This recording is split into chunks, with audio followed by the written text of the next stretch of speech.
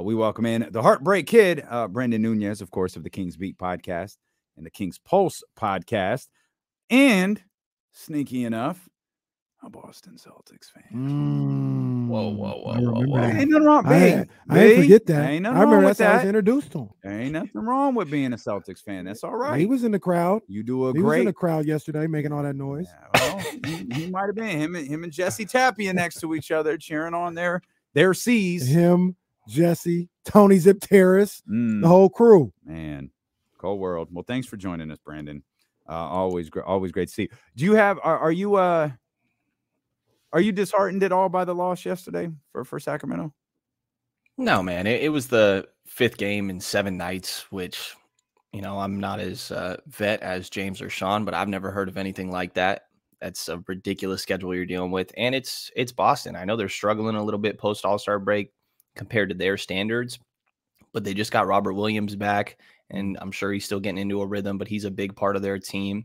This is one of those teams that not only is just phenomenal themselves, but I think specifically the size gives Sacramento such a disadvantage, and they're never going to come out and blame it on that, as they shouldn't. But 5 games in 7 nights definitely seemed like it played a factor.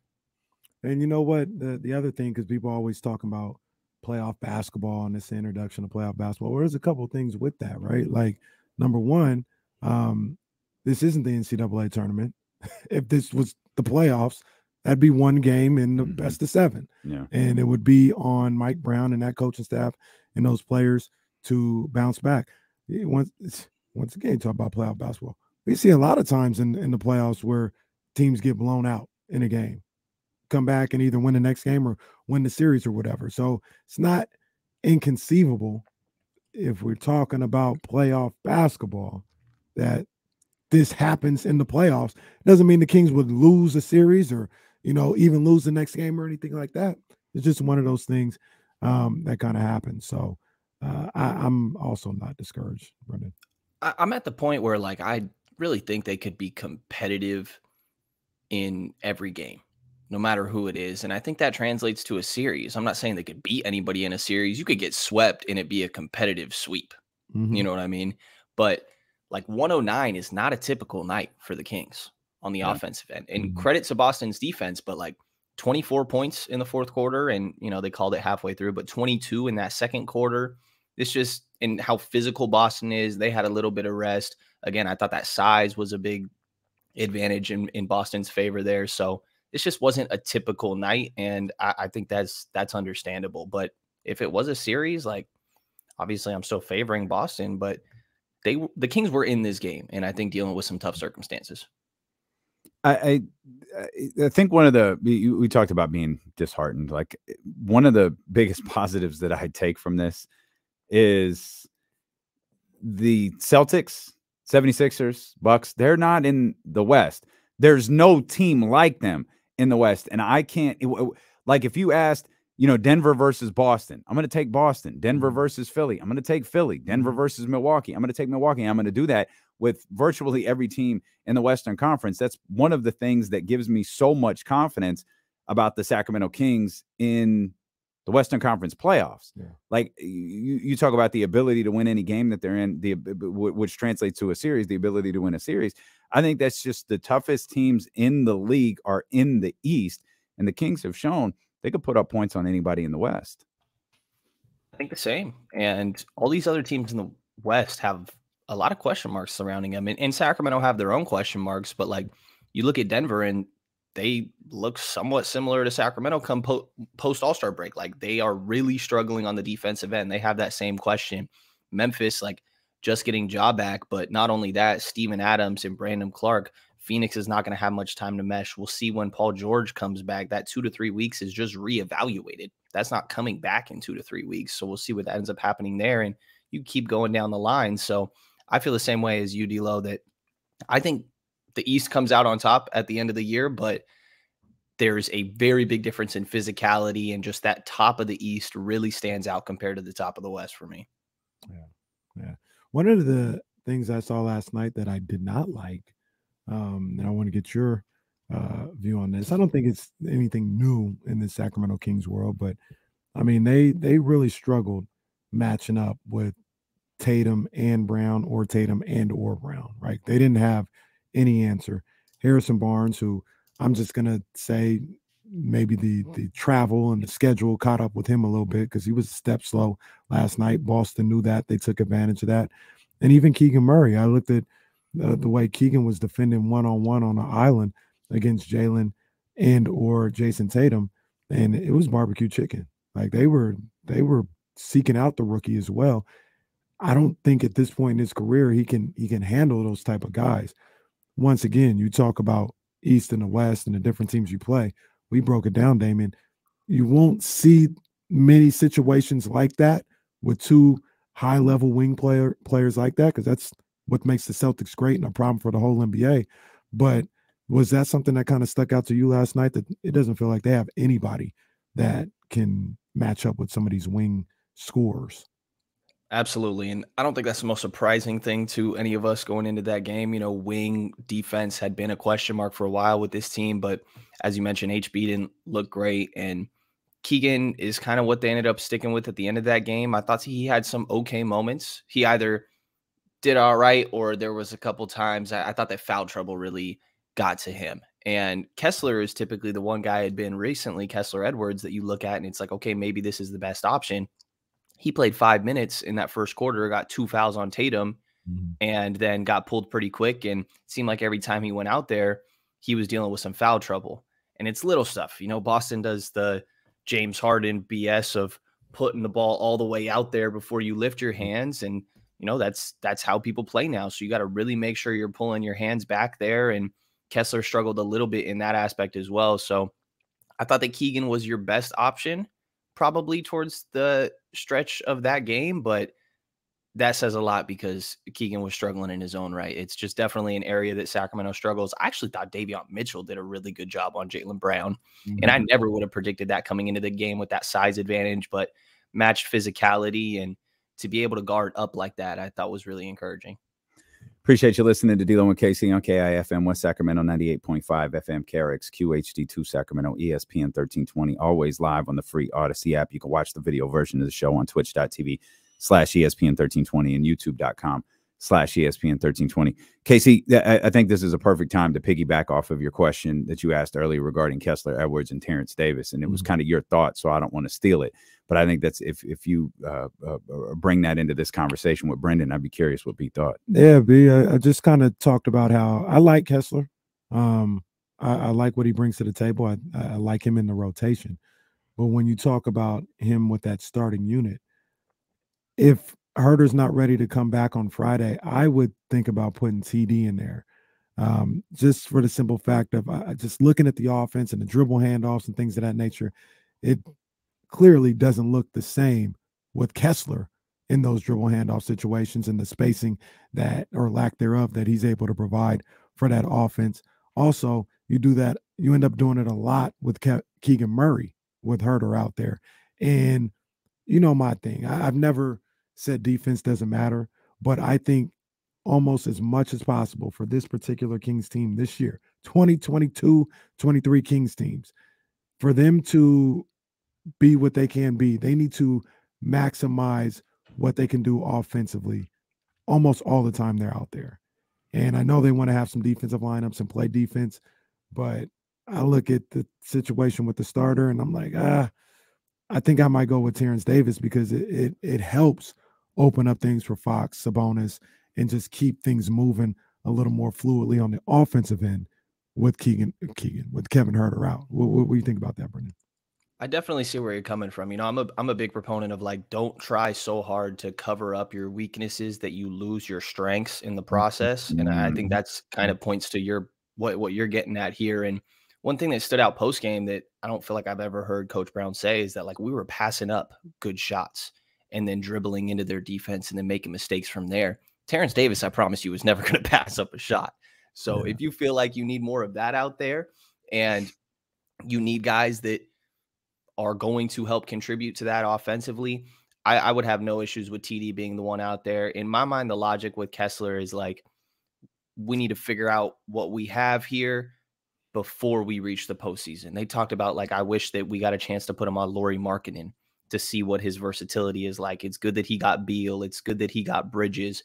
But I really think with Kessler that it's not like a long-term thing where if someone else was not available down the line, that it would for sure be Kessler. I really think it's a trying to figure out what we have right here while we still do have a couple games that we can not play with, but you have more wiggle room, obviously, than you would in the postseason. So I'm very much open to TD being that guy, but I think you notice pretty quick if it's not a TD game and then go in a different direction. But you could say the same thing with Kessler. Yeah, Terrence really rarely gets the opportunity to shoot out of something. And I think part of that is because Terrence is rarely shot out of something. I think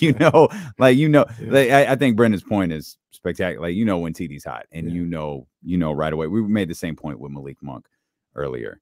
Brenden, you brought up Davion Mitchell a few minutes ago. What's been your takeaway from him? I feel like he's been playing incredible I feel like he's been playing really, really good since the All-Star break. And he has he's always good on defense, but it feels that's heightened a little bit, and his offense even has gotten a little bit more crisper, even still with those limited opportunities. Yeah, most of his buckets, I think 10 of his 13 came in that second quarter. We've seen moments where he just gets hot. I think there's 4 games this year that Davion has 15 plus. The Kings have won every single one of those games, and I don't think that's a coincidence. And Coach Brown, I was surprised, came out post-game and talked about how Davion maybe has played the best on both ends of the floor combined out of anybody in these last handful of games. And kind of looking into it a little bit, obviously, what he gives you on the defensive end, but offensively, it's been 4 games now where Davion doesn't have a turnover. And I think just little things like that. And he's got 6 assists in that time, which isn't a crazy ratio or anything, but I think just not doing too much on offense is the most important thing to me with Davion. And he's always playing with Domantas Sabonis. He always gets to play with that other playmaker, right? Because Davion plays in place of Fox. If Fox isn't out there, Sabonis will be. So I think him having that other playmaker and just really getting accustomed to playing off the ball rather than needing 3 or 4 dribbles to get into a rhythm has been important. And again, just not doing too much because what you get defensively from Davion out there, and you just have to not be frustrating or ruining the flow on offense, which I'm not saying he did that all the time prior or anything, but I think there were moments, and he's cleaned that up a lot recently in my mind. Yeah. I love the way he was playing, the confidence he was playing with last night. You could see it in the shot. And like I talked about, Brenden, you're always going to get the defense from him. And if I don't want to make it like whatever you get on offense is gravy, because, you want him to, be solid on the offensive end. He can't be a complete zero or a complete negative and that be a good thing. But I don't need him to have 12 points a night. I don't need him to be this big scorer off the bench because of what he can do on the defensive end. And I think he's trending up with what I think he's going to deliver in the playoffs. I'm looking forward to see what Davion can do in the playoffs when the game slows down. That's going to help him even more. You want to get into a half-court game with Davion Mitchell guarding you? All right, cool. I'll take my chances there. I feel a lot better about a Davion shot when he's had 4 dribbles rather than if it's off the catch. I don't like those 4 dribbles itself, but I feel better about that shot independently when he gets into a rhythm. So I think that, to your point, like, you got it on the defensive end. Just be neutral on offense at least, and that's positive production. Yeah. Is there can you be disappointed this year given the way this season has gone for Sacramento so far and how close we are to the end of the regular season? If you can, then you probably need some therapy or something, man. Like, you got some deeper rooted issues. I don't know how can you? You could lose to Dallas in the first round. That is a little disappointing. I don't think Dallas is good. Like, Dallas, I honestly think, is the only team. Like Oklahoma City, like you said, I'd probably be scratching my head over. Dallas, I think I'd be angry because I just don't think Dallas frustrated, is good. Though. Yeah. I don't know if that'd be disappointing though. But if you took a step back, right, it's still like, man, what a year. Like, Dallas is the favorable matchup to me too. But as long as you don't get smacked in the first round, a competitive 7-game series against Dallas, would I be that mad that you lost to Luka and Kyrie? Like, I'd be mad. It wouldn't feel good. Yeah, right. I wouldn't be happy, but yeah. But to that point, like, and this is what we kind of talk about, Davion, because hopefully this is the case, right? Hopefully this is the beginning of what's going on. This is the only time we can feel like this, right? Like, if the Kings are good next year and they make the playoffs, we will be disappointed in a first round exit. But I think about that, I try not to, participation trophy this whole thing, but come on, man. Like, they're about to be playoff games in Sacramento for the first time in 16 years. They did enough to take away all suspense and all this other stuff where they didn't have to be in the play-in. They've got home court. They're going to start the playoffs at home. I mean, this is what I asked for. I said by any means necessary at the end of last season to get to this point. They got mission accomplished. And they didn't have to do anything crazy. They didn't have to do anything crazy to get to this point. Mission accomplished, man. Now you try to handle the next mission. Now you create a new mission. But if you don't get that this year, all right, let this be the start of something. I'm very interested to see what the eventual arc is, like what expectations look like going into next year, because I do think some other teams in the West have also underperformed, and that's not taking anything away from Sacramento. I think that they've been great in their own right, but it's going to be interesting to see how expectations continue to develop moving forward, because to Kenny's point, and I think it's a great one, like, this is the only year that it's going to feel like this. After this, expectations are there. The 16 years isn't talked about anymore, at least to the same extent. And you could write it off right now to a lack of playoff experience. That goes away next year. Yeah, you a year ago we were covering Puke Guy. And now here we are gearing up. And the conference conversation is interesting because obviously Phoenix and what they do and what happens with Kevin Durant, how that whole thing unfolds. Does something happen with Chris Paul this offseason? Like, that's all fascinating. You know how I feel about the Oklahoma City Thunder. But like Minnesota, Dallas, are those teams better next year? I don't know if they are. They're both in really weird positions. Like, you're kind of stuck with this Rudy Gobert thing. And who knows what Kyrie's going to do this summer. And even if Kyrie stays, Dallas, what the hell are you going to do? Dallas is. You've got a lot of work ahead of you to get better and more centered here, Brenden. Man, we've got questions in our own backyard. The Harrison Barnes thing. Trey Lyles has been really important to this team. Terrence Davis, there's a number of contracts, if you will, that come off the books, but they lose some players who have really contributed to their success this season. Yeah, HB is the standout to me. I think you mentioned Lyles in there as well with TD, and it's going to be interesting to see how they end up moving forward. I am thinking that at some point, and keyword some point, Monty has been very patient, and that's just kind of been his MO, but it's becoming the popular thing to, like, get some matching salary and a bunch of draft picks and go get your third guy. Go get your three-headed snake and just make sure that it's not a Rudy Gobert, right? Like, I think that last year's Minnesota team is really comparable to this year's Sacramento team, where they outperform expectations, the feeling's great, and then they went to go take that swing, just struck out. You swung on the wrong guy. They swung at a ball. Like, why would you swing at that? That's what I would say. That pitch was 4 inches outside. Why are we swinging at that? Like, it's a bad job by them. But I agree with you. If you had a guy that you could go get to help this team, who would it be? Like, realistic. Like, we'd take Giannis. Dramatic question. Realistic. Are you on the OG train? I do like OG. I don't think that he's like a 3 picks, 3 swaps type of guy, though, right? No. I think all the Jalen Brown stuff recently has been blown out of proportion. I think that people are making way too much of his comments, but I do think that that's the type of guy. I think Jalen Brown would be so good on this team. Pascal Siakam stands out to me, but he's a little older and spacing a little bit of a question mark. Like, is Miguel Bridges an opportunity? There's no way he shouldn't be. Probably not, right?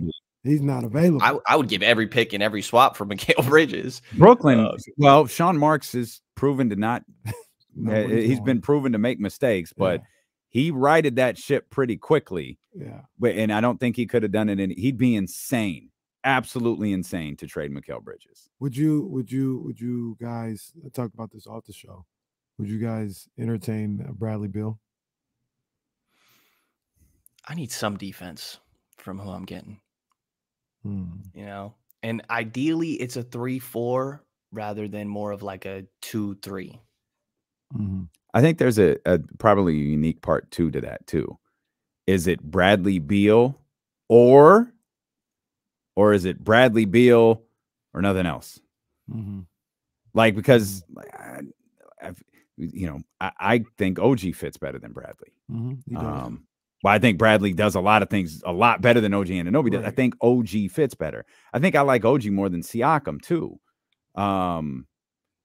I'll take Miguel Bridges over everybody. I just don't think that's realistic. And then the other thing is, like, OG's a better player than Harrison Barnes, right? But is he that much better where you're going to give up what you need to give up to OG to get OG? Is he that much better than just signing Harrison Barnes? I don't know if he is.